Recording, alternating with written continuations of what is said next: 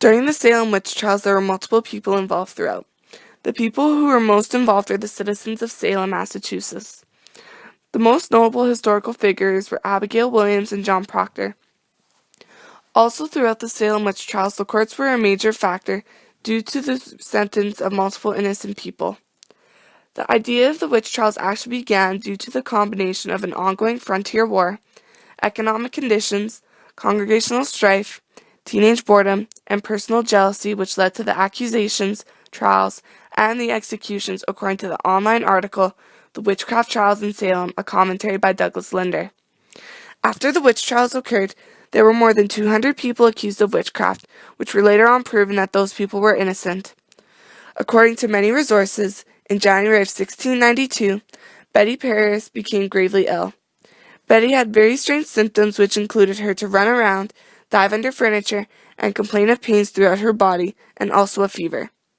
The cause of her symptoms could have been a combination of stress, guilt, boredom, child abuse, epilepsy, and delusional psychosis.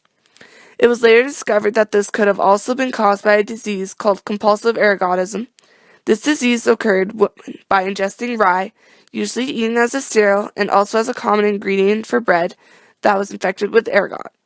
Ergot is caused when a fungus-like bacteria invades the kernel of rye grain, especially under a warm and damp condition, which were the conditions in Salem during the previous rye harvest. It had been proven that compulsive ergotism causes violent freakouts, a crawling sensation on the skin, vomiting, choking, and most surprisingly, hallucinations. This disease could also explain how so many people were affected with hallucinations in Salem.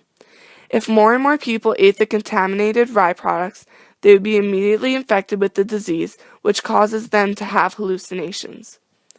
Multiple resources have proven information that the witch trials had occurred in Salem, Massachusetts in 1692.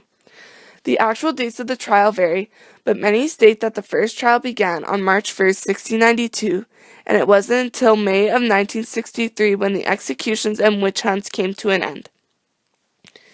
After looking through different sources, it has been clearly stated that Abigail Williams as a historical figure were much different than the fictional character in Arthur Miller's The Crucible, but they also had some common characteristics. It has been more notable that Abigail had more similarities with her historical figure and fictional character. One common characteristic was that they were both known to have begun the witchcraft accusations. It has also been proven that the historical figure of Abigail and fictional characters were servants of the Proctor household. A very odd difference between the two are that the fictional character of Abigail was actually 17, whereas the historical figure was only 11 years of age.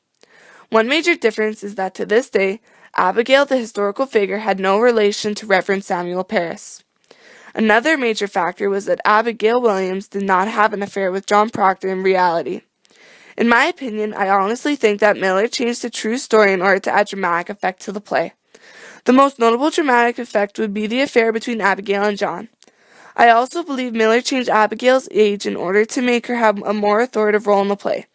If he kept Abigail at the age of 11, it would lead many people to question the play and the reason why all the girls are obeying Abigail when she is at such a young age, which would make many people misinterpret the storyline.